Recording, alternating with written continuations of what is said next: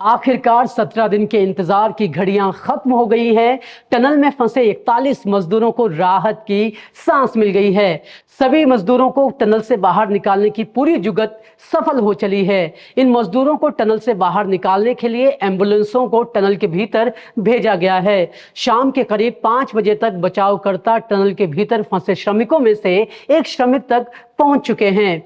आखिरकार 17 दिन बाद सारे मजदूर बाहर निकलने को तैयार हैं, लेकिन एनडीआरएफ की टीम कोई भी गलती करना नहीं चाहती है। एनडीआरएफ की तरफ से जो बयान दिया गया है उसमें कहा गया है कि इस मिशन के आखिरी चरण में हर चीज को बड़ी सतर्कता के साथ और बड़े ध्यानपूर्वक किया जा रहा है ताकि कोई भी दिक्कत ना आए। ऐसे में यह संभावना जताई जा रही है कि मजदूरों को बाहर निकलने में पूरी रात लग सकती है। जो अच्छी बात है वो ये है कि टनल के भीतर बचावकर्ता पहुंच चुके हैं और अब किसी भी समय पर हमारे मजदूर जो है वो बाहर आएंगे। जब मजदूर बाहर आएंगे तो उनका एक प्राथमिक हेल्थ चेकअप होगा और उसके बाद उनको अस्थायी हेल्थ केंद्र में भेजा जाएगा, जहां पर उनकी पूरी जांच की जाएगी। टनल में मेडिकल टीम भी पहुंच चुकी है और आखिरकार 17 दिनों की बड़ी जद्दोजहद के बाद, सारी मेहनत के बाद हमारे मजदूर बाहर निकलने को तैयार हैं। लेकिन इसके साथ ही एक सवाल भी उठ रहा है कि आखिर क्यों इसमें 17 दिन लग गए। और ये स्थिति तब है जब देश और दुनिया के सबसे माहिर लोग इस काम में जुटे हुए हैं। ऐसे में सवाल उठता है कि एडवांस टेक्नोलॉजी और दुनिया के सबसे बेहतरीन दिमाग होने के बावजूद भी क्यों इस रेस्क्यू मिशन में इतना ज्यादा वक्त लगा।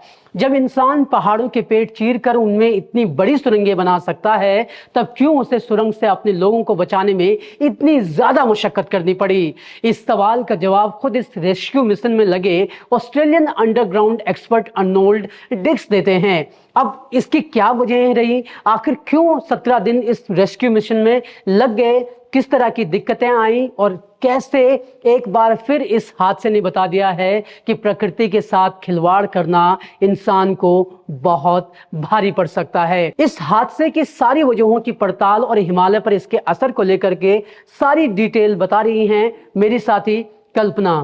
Thank you Vikas. टनल से मजदूर अब बाहर आ चुके हैं और सेफ हैं, लेकिन बड़ा सवाल अब ये उठता है कि उनको बाहर निकालने में 17 दिन का वक्त क्यों लग गया, वो भी जब हमारे पास एडवांस टेक्नोलॉजी है। तो आइए इसकी पड़ताल करते हैं। सिलक्यारा टनल रेस्क्यू ऑपरेशन में जुटे Australian underground expert Arnold Dix इसे अपने सबसे मुश्किल मिशन बताते हैं।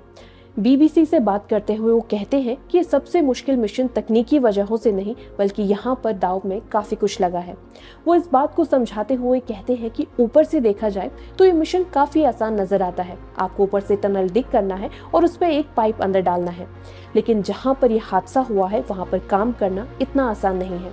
वो समझाते हुए बताते हैं कि हिमालय काफी नए पहाड़ हैं। ऐसे में यहाँ पर छोटी सी गलती भी सिर्फ अंदर फंसे हुए लोगों के लिए ही नहीं, बल्कि रेस्क्यू करने में जुटे लोगों के लिए भी काफी ज्यादा मुसीबत खड़ी कर सकती है। वो बताते हैं कि टनल के ऊपर एक जल स्रोत है, अगर उसके साथ छेड़छाड़ हुई तो बाढ़ जैसी स्थिति पैदा हो सकती है। ये टनल कितनी ज्यादा संवेदनशील जगह पर बनी है, इसका पता engineering consultancy company Bernard group के एक बयान से पता चलता है। कंपनी ने अगस्त में कहा था कि जब टनल पर काम शुरू हुआ था तब से परिस्थितियां काफी ज्यादा चुनौतीपूर्वक साबित हुई थी। टनल बनाने वाली कंपनी को कंसल्ट करने वाली इस विदेशी फर्म ने कहा कि हमें जितना अंदाजा था ये उससे ज्यादा ही चुनौतीपूर्वक साबित हुआ है। ऐसे में साफ नहीं हो पाया कि जब सुरंग इतनी ज्यादा चुनौतीपूर्वक थी तो क्यों एस्केप पैसेज को पहले ही हटा दिया गया था। सिलक्यारा टनल मिशन में इतना वक्त लगने के पीछे एक और वजह गिनाई जा रही है और वो है हिमालय। एक्सपर्ट्स बताते हैं कि हिमालय काफी यंग हिमालयन रेंज है। यहाँ पर सिस्मिक एक्टिविटीज काफी होती हैं। आसान भाषा में समझा जाए तो भूकंप के लिहाज से ये काफी ज्यादा संवेदनशील है। जियोलॉजिस्ट कहते हैं कि उत्तराखंड जिस क्षेत्र पर बसा है वहाँ पर सेडिमेंट्री पत्थर है। यहाँ पर कुछ पत्थर है जो काफी हार्ड है तो कुछ काफी ज्यादा सॉफ्ट है। ऐसे में यहाँ पर कोई भी ब्लास्टिंग गतिविधि सॉफ्ट रॉक यानी कोमल पत्थर को गिरा सकती है और इसके साथ ही हार्ड रॉक आने की दिक्कत पैदा होती है। पर्यावरणविद हेमंत ध्यानी ने बीबीसी से बातचीत में कहा कि पिछले 15-20 सालों से यहाँ पर काफी ज्यादा टनल वर्क हुआ है।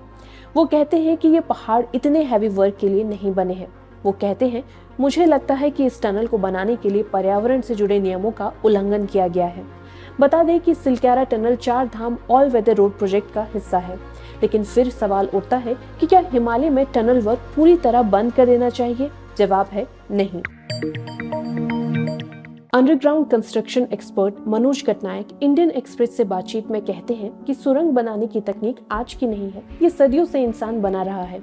वो कहते हैं कि अगर सही तरीके से इसको लागू किया जाए तो इससे पर्यावरण को किसी भी तरीके का नुकसान नहीं पहुंचता। वो कहते हैं कि सुरंग बनाने से पहले अगर क्षेत्र का अच्छे से अध्ययन किया जाए, वहां मौजूद पेड़ों और जमीन की प्रकृति का पता लगाया जाए और फिर उसके हिसाब से निर्माण कार्य किया जाए तो इस खतरे से बचा जा सकता है। लेकिन लगता है कि हमारी सरकार को ऐसा नहीं लगता। हिमालयी क्षेत्रों में सुरंग, सड़कें और दूसरे निर्माण कार्यों के लिए किए जाने वाले विस्फोट बताते हैं कि हमारी सरकार आंख कान बंद कर बैठी है। चार धाम परियोजना पर भी इसी तरीके के आरोप लगते रहते हैं। आरोप लगाए जाते हैं कि इस प्रोजेक्ट के लिए पर्यावरण के नियमों की अनदेखी की गई है। प्रोजेक्ट शुरू होने से पहले क्षेत्र का बेहतर तरीके से अध्ययन नहीं किया गया। कुछ एक्सपर्ट्स मानते हैं कि प्रोजेक्ट के लिए 600 हेक्टेयर वन को साफ किया जाएगा। अब तक कुल 56,000 से ज्यादा पेड़ काटे जा चुके हैं। एक्सपर्ट्स कहते हैं कि पेड़ों की अंधाधुंध कटान ने जगह जगह पर भूस्खलन जैसे क्षेत्र तैयार कर लिए हैं। ये चार धाम रोड प्रोजेक्ट क्या है और किस तरीके से ये हमारे लिए खतरा पैदा कर रहा है, इस पर हम अगली रिपोर्ट पर बात करेंगे। लेकिन फिलहाल सरकारों को ये समझना जरूरी है कि विकास के नाम पर विनाश को न्योता नहीं देना चाहिए। महत्वाकांक्षी प्रोजेक्ट लगाने में कोई बुराई नहीं है, लेकिन इन प्रोजेक्ट की वजह से हिमालय को बर्बाद करना आत्महत्या करने जैसा है।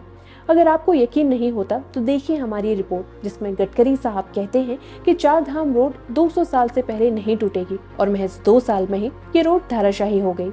देखिए हमारी रिपोर्ट और इसके साथ ही अगर आपको हमारा काम पसंद आए तो घुघुती न्यूज़ को लाइक, शेयर और सब्सक्राइब करना ना भूलें।